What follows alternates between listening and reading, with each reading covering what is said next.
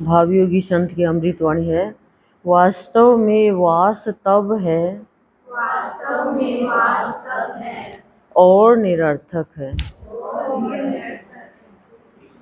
थक गया मैं तुम न थके, नित नए प्रेमी मिले।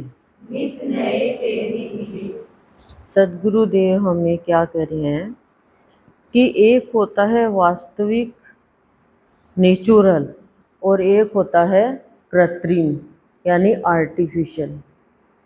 तो सद्गुरुदेव का ये कहना है कि जो वास्तव में मेरे से प्रेम करता है, जो वास्तविकता में जीता है, कोई बहाना नहीं बनाता है, धोखाधड़ी छल कपट, ये क्या, ये वास्तविक भाव नहीं है। कहने का तात्पर्य भीतर में तो आप कुछ और बाहर में कुछ और दिखा रहे हो, बात ये है। तो गुरुदेव का यही कहना है कि वहाँ मेरा वास नहीं है, वहाँ शुभ लक्षण नहीं है, उसका अशुभ निश्चित है जो ऐसा जीवन यापन करता है। क्यों, देख लो आप दुर्योधन को, शकुनी को, कैसे बनते थे ये, लेकिन उनका कभी शुभ नहीं हुआ।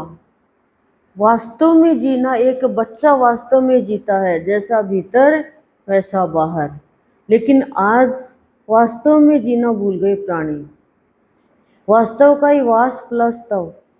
कह रहे हैं वास्तु शास्त्र में तो जाते हो तुम, लेकिन भगवान कह रहे हैं मैंने भी तो इस मकान का एक वास्तु शास्त्र बनाया है, हर चीज सही तरीके से है, लेकिन तुमने भीतर में सामान सही नहीं रखा तो क्या होगा, समय पे नहीं मिलेगा। उसी तरह से भगवान हमें इस जीवन के बारे में समझाते हैं कि वास्तव में जो जीवन व्यतीत करता है वो कभी निरर्थक को प्राप्त नहीं करता है, वो कभी निरर्थक जीवन यापन नहीं करता है, वो कभी निरर्थक वाणी व्यक्त नहीं करता है, वो कभी भी अपने जीवन में निरर्थकता को नहीं आने देता है। अब हमारा तो बहुत समय निरर्थक चला जाता है, हम तो बहुत काम निरर्थक करते हैं। निरर्थक मतलब जिसका कोई अर्थ नहीं, जिसका कोई भी लाभ नहीं।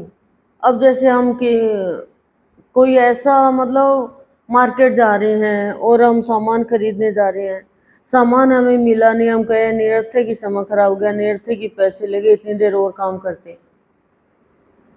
हम जैसे हम घर में कितना सामान काम में लेते हैं, वो सामान हमारे काम आ गया तो ठीक है, नहीं काम आया तो हम कहते निरर्थक ही पैसे लगे इसके, तो निरर्थक ही बिजली का मीटर घूम गया, निरर्थक की दवाई के पैसे लग गए, बीमारी का इलाज ही नहीं बैठा, निरर्थक ही उस डॉक्टर को दिखाया।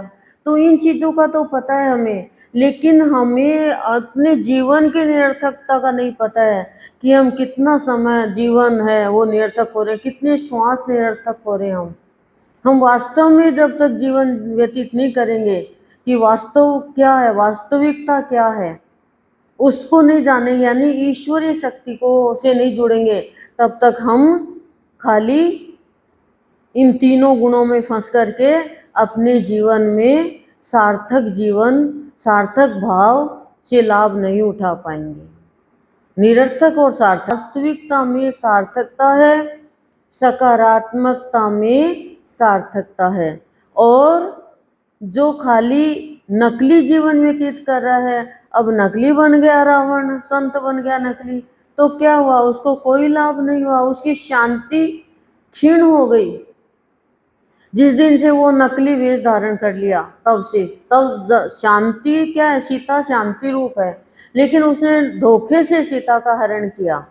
तो गुरुदेव हमें ये समझाते हैं जो भी प्राणी यहाँ पे आके धोखाधड़ी करता है, नकली जीवन जीता है, नकली बात बोलता है, वो निरर्थक है मेरे लिए। तो अब कूड़ा निरर्थक है, क्या काम आएगा, वो सार्थक थोड़ी है, बताओ आप। तो ये चीज़ बाहर में हम सब जानते हैं, तो हम जीवन के बारे में क्यों नहीं जानते। इसलिए सद्गुरुदेव में करें, वास्तव में जो आत्मा हो तुम, वो तुम्हारे इस शरीर में वास कर रही है और तुम परमात्मा से जुड़ना चाह रहे हो, तो निरर्थक सब कुछ छोड़ना पड़ेगा और सार्थकता में जीवन व्यतीत करना पड़ेगा।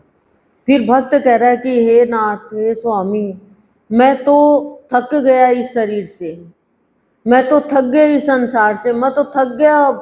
भक्ति में कभी नहीं थकता हो, मेरे तो थकान आने लग गई, अब मैं क्या करूं, तुम क्यों नहीं थके प्रभु।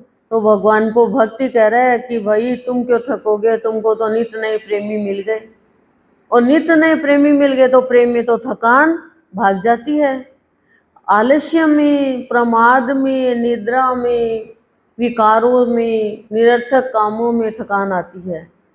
हमारे कोई भी कुछ भी काम नहीं आएगा, खोखला जीवन व्यतीत कर रहे हैं। कोई भी प्राणी किसी भी मनुष्य से धोखा करता है। सत्संग तो बहुत बड़ी चीज है, सत्संग से करने वाला तो तुच्छ है। प्राणी भी एक प्राणी से धोखा करता है ना, तो वो भी दोबारा आने का कारण बनता है। वो भी अपने और भगवान के बीच में आवरण डाल लेता है, मिल नहीं पाते, वो भगवान अपनी पहचान करा ही नहीं पाते। तो सदगुरुदेव का अमृतवाणी क्या है, भगवान भी कह रहे हैं, गुरुदेव 12 बरस तक सत्य को खोज रहे थे, फिर भगवान ने भी यही कहा, सदगुरुदेव ने भी, कि मैं थक गया, हे मेरी अंतरात्मा के मीत तुम कहाँ मिलोगे। मैं पुकार पुकार के रात रात की नींद निकाल निकाल के मैं थक गया, अब तुम मिलो। तो भगवान तो पुकार सुनते हैं। गोपियां कह रही हम थक गए प्रभु, तुम कहाँ चले गए प्यार करके। राधा बैठी है एकदम गुमसुम, दिखा रहे हैं, वो राधा कोई अलग थोड़ी है, गोपियां अलग थोड़ी, लेकिन वो दिखा रहे हैं कि प्रेमी की एक अवस्था क्या होती है। भगवान को तो मथुरा में प्रेम करने वाले मिल गए, द्वारिका में प्रेम करने वाले मिल गए।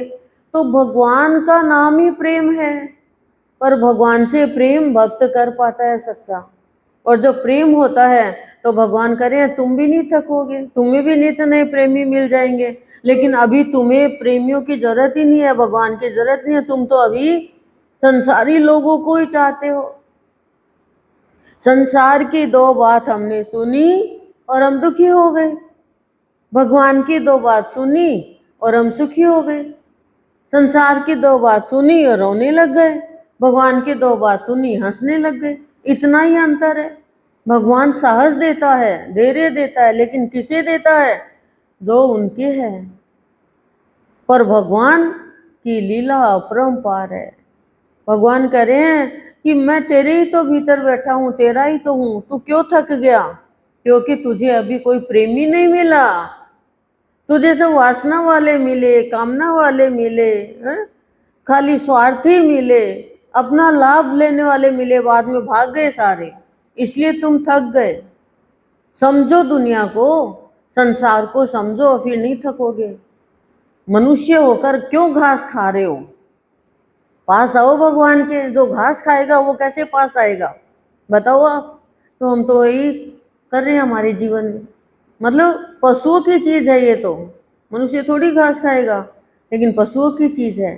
अब दूब से हम पूजा करें, दूब को हम खाने लग जाएंगे तो क्या हमारा पेट भरेगा, नहीं ना। तो वही हमें भगवान कह रहे हैं कि जिसके हृदय में प्रेम नहीं है, जिसके हृदय में प्यार नहीं है, जिसके हृदय में भाव नहीं है, वो प्राणी वास्तविकता में नहीं जी पाएगा। पवित्रता आती है इनसे, पवित्रता ही तो वास्तविकता है। बाकी तो सब नकली जीवन जी रहे हैं, हम तो मायावी जीवन जी रहे हैं अभी तो, बताओ आप।